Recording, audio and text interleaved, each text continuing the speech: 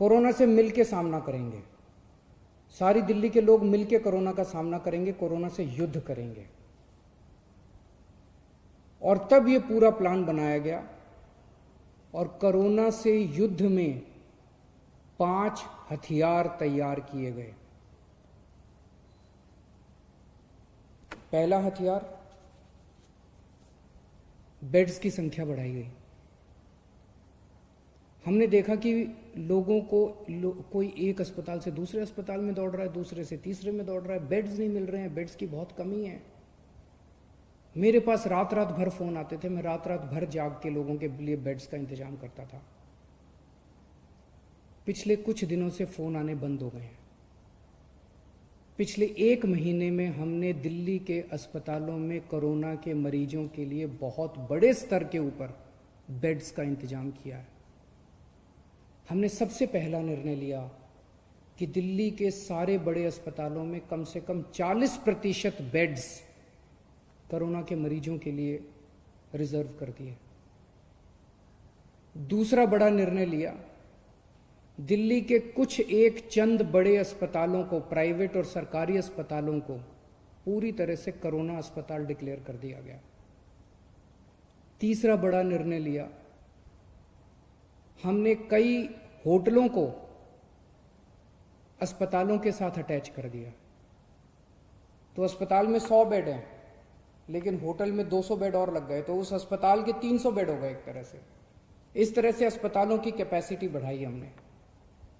Hotel नाराज हुए, hotel court में गए, हमने कोर्ट में लड़ाई लड़ी और कोर्ट में लड़ाई जीत गए और 3,500 बेड्स हम लोगों ने होटल के अंदर पिछले 1 महीने में हमने तैयार किए हैं। अब राधा स्वामी सत्संग ब्यास में 2,000 बेड्स और तैयार हो चुके हैं। 10,000 बेड्स बहुत जल्दी तैयार हो जाएंगे। बुराड़ी अस्पताल जो अभी कंस्ट्रक्शन चल रहा था, उसको टेम्पोरेरी बेसिस पे 450 बेड्स वहाँ तैयार कर दिए। तो पिछले 1 हफ्ते में पहला हथियार हमारा ये था, कोरोना के खिलाफ युद्ध में हमारा पहला हथियार था कि बेड्स की संख्या बहुत बड़े स्तर पे बढ़ा दी जाए। जून के पहले हफ्ते में दिल्ली में अस्पतालों में बेड्स नहीं मिल रहे थे। आज कोरोना के जितने बेड्स हैं, 13,500 बेड्स हैं दिल्ली में, जिसमें से 7,500 बेड खाली पड़े हैं। केवल 6,000 बेड्स ऑक्यूपाइड हैं। अभी बेड्स की फिलहाल कमी नहीं है, प्राइवेट में भी और सरकार में भी।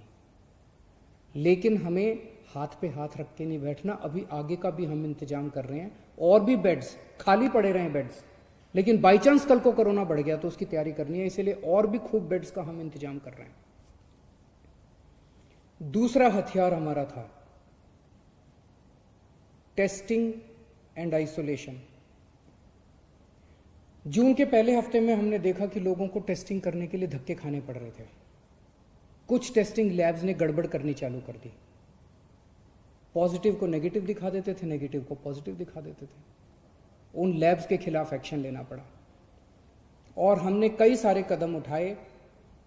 जून के पहले हफ्ते में जहां डेली 5,000 टेस्ट हो रहे थे, आज दिल्ली में 20,000 टेस्ट डेली हो रहे हैं। देश में लगभग सबसे ज़्यादा टेस्ट डेली दिल्ली में हो रहे हैं, 20,000 टेस्ट डेली। अब किसी की शिकायत नहीं आ रही है कि टेस्टिंग में दिक्कत है।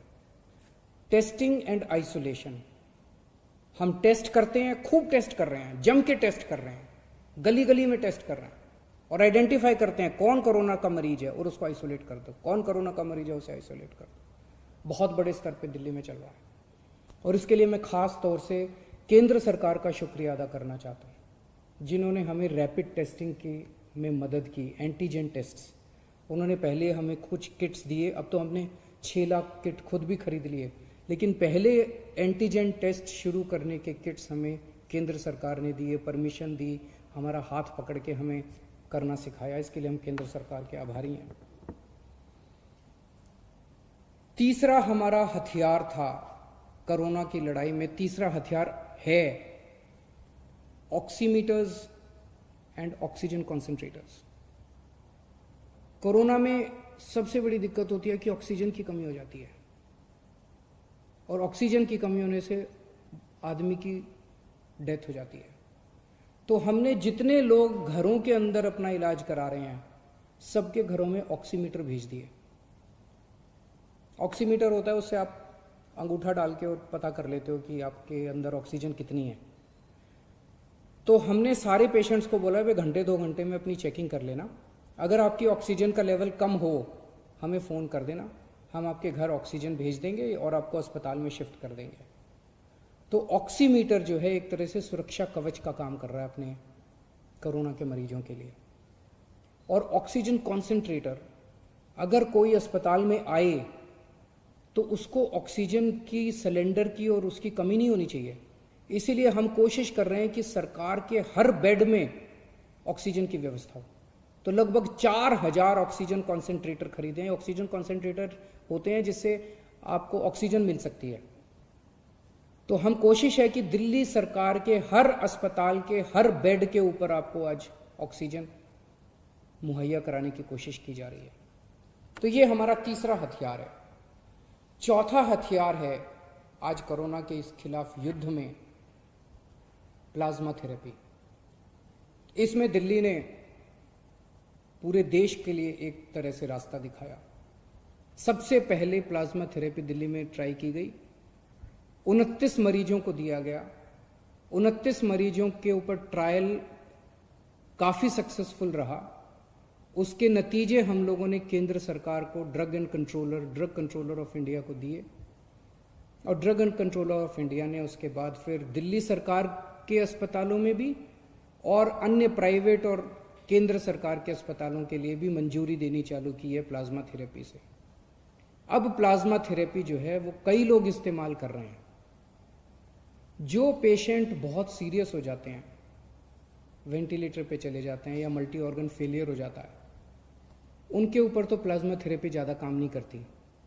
लेकिन मॉडरेट पेशेंट्स को की हालत को और ख़राब होने से बचाती है प्लाज्मा थेरेपी। तो ये प्लाज्मा थेरेपी हमारा चौथा हथियार है। और पांचवा हथियार है सर्वे एंड स्क्रीनिंग।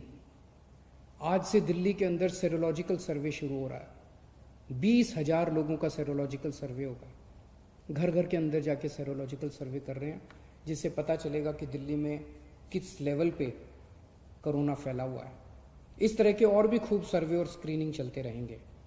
तो ये 5 हथियार हमारे हैं कोरोना के खिलाफ। हम खास तौर से केंद्र सरकार का शुक्रिया अदा करना चाहते हैं, जिन्होंने इस लड़ाई में हमें कदम कदम पे सहयोग दिया। हम मीडिया का शुक्रिया अदा करना चाहते हैं, जिन्होंने हमारी समय समय पे कमियां बताई, गलतियां बताई, ताकि हमें मौका मिला उनको सुधार करने का। बहुत सारी समाज सेवी संस्थाएं हैं जो हमें इस पूरी मुहिम के अंदर दिल्ली वालों की मदद कर रही हैं। जीत निश्चित है, लेकिन जीत कब होगी ये नहीं कह सकते। कोरोना हारेगा, दिल्ली जीतेगी और ये 5 हथियार खूब कारगर साबित हो रहे हैं। बहुत बहुत शुक्रिया।